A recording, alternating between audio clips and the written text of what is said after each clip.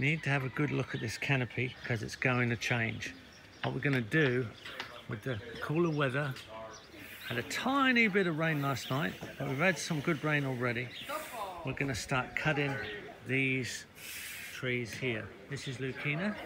There's a bee actually feeding on the flower, carrying some good pollen on its legs. This tree is our main legume now that's in function, and we're going to fast track its function by cutting it as a high pollard. This canopy is going to radically change. I'm taking this one last chance to show you what it looks like now. So we've already started here, and this is the degree of cut. There's one there that needs to be tidied up. I won't leave it like that. We're going to cut our Lucina right down to high pollards. This is what we did last year. So this one's been done. This one's in process, being cut, half off. This one's just been cut. So you can see the green material, 38% green leaf protein, very high in nitrogen, one of the highest trees in the world, this one. But this is how you can use most legumes, good quality legume trees that function by regrowing. Waleed's Tunisian but lives in Qatar and has been working at the Qatar University. Let me just show you this huge Lucina here. Have a look how much material grew in 1 year. All of that grew in 1 year. This tree was cut right down.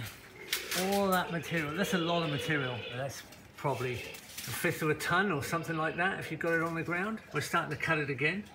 It'll be cut right back down. So there's the material being cut up, and we'll actually get a bit of firewood out of it. Here's almost a small log. Now we could chop that up into small lengths and sell it as a firewood log, dry it off. Won't take long in this climate to dry off, and that actually fetches a good price. So that's a yield. But what we're doing is we're designing the way the forest falls. We're feeding the soil. We're managing our main stock organisms, our main stock animals, which are the organisms in the soil. So this here is another one. Star performer. Look at that. Look how much material there is up there. It's, 4 meters in height and all that stem. And you can see where it was cut last year. So this is going to open the canopy. This is going to open it right up. Big one right up there. Almost as tall as the 2-story building.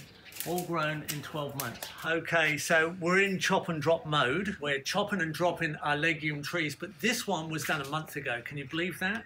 Lucina regrowth in 1 month. And what we want is we want a nice clean regrowth of just a few shoots. We did leave one here, a long shoot here, because we wanted a climber to go up here and go up above us.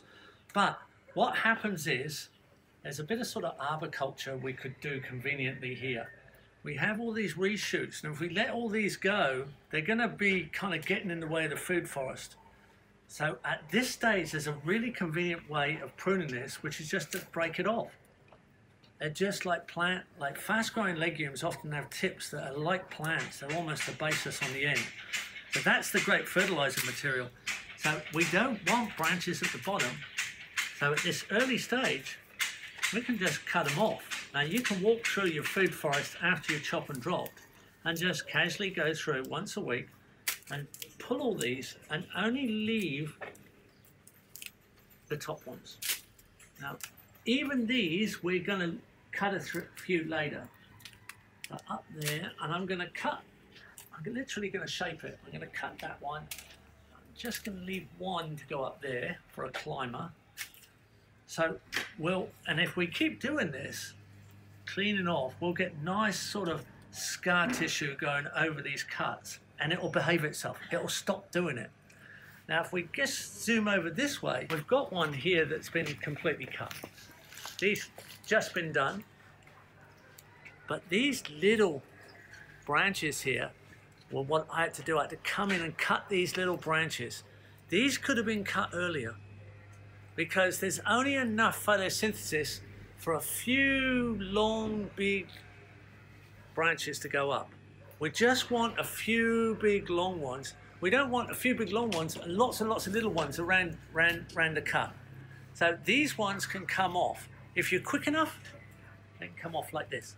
We can just break them off at an early stage. If you leave it too long, you'll be in here with a little saw or secateurs cutting them off. Let's go and have a look at what they look like when they're well cut and behaving properly, because this is a big function.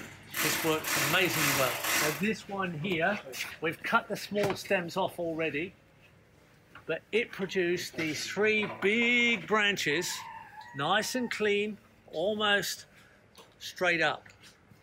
So the papaya can grow underneath, other fruit trees can grow underneath.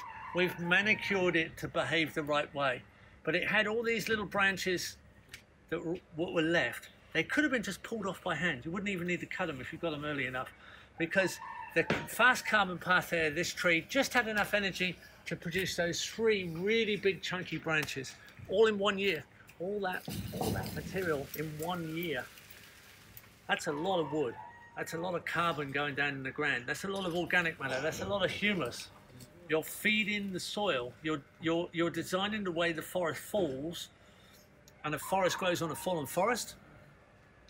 The soil is an animal that's all mouth, and the fungi are the teeth that eat the wood. Now the fungi have big, long mycelium webs, right, that actually keep this soil nicely structured and in a really good, life-rich form.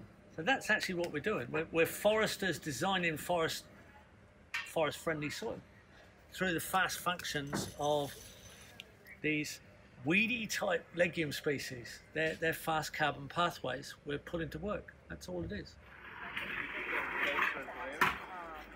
The chop and drop is well underway. And we've got quite a few trees already down. We're cutting a hibiscus here. That hibiscus tiliaceus. All this material is going down as mulch, and it's really opening up the canopy. Meanwhile, we've got a beautiful sunset going on. We've got Adam here looking at pruning out quite a lot of this large Jerusalem thorn. It's the last large thorny legume on site. With a nice central shade tree. A lot of material going down towards the ground. The top taken out of that one, and on they go around the site. The canopy's opening, and the nitrogen-rich mulch is going down. This one will be cut right out. We've got one kind of stump cut so far. The finer leaves and small branches are going down here. Omar's put them down on top of a drip line of an olive here, a small citrus and a swale. And we've got another team up here improving irrigation. Typically, permaculture sites are always evolving. In this landscape particularly, irrigation is crucial. It's just refinement after refinement, improvement after improvement. As we get the result we want, we just keep allowing the site to demonstrate its evolutions, and we dynamically adjust. That's very typical permaculture. And on a demonstration site, the dynamics are quite extreme. And we've got lots and lots of piles of sticks and branches. Some are going to go in the spiky pit, and some are going to go for firewood and biochar, and some are just going to go down as mulch. There are lots of options, and the sunlight's coming in. We're all ready to receive any winter rain that comes. The legumes are going to regrow and give us some lovely shade by the time the temperatures of the summer start to increase. Here's our system after the chop and drop. And you can see now how much we've opened up the canopy by taking out the legume trees and leaving them as pollards. All the mulch has gone down and the sunlight's coming in, and that gentle sunlight of winter is going to drive the system forward. By springtime, when the temperature comes back up, it's going to be nicely shaded again to get through summer.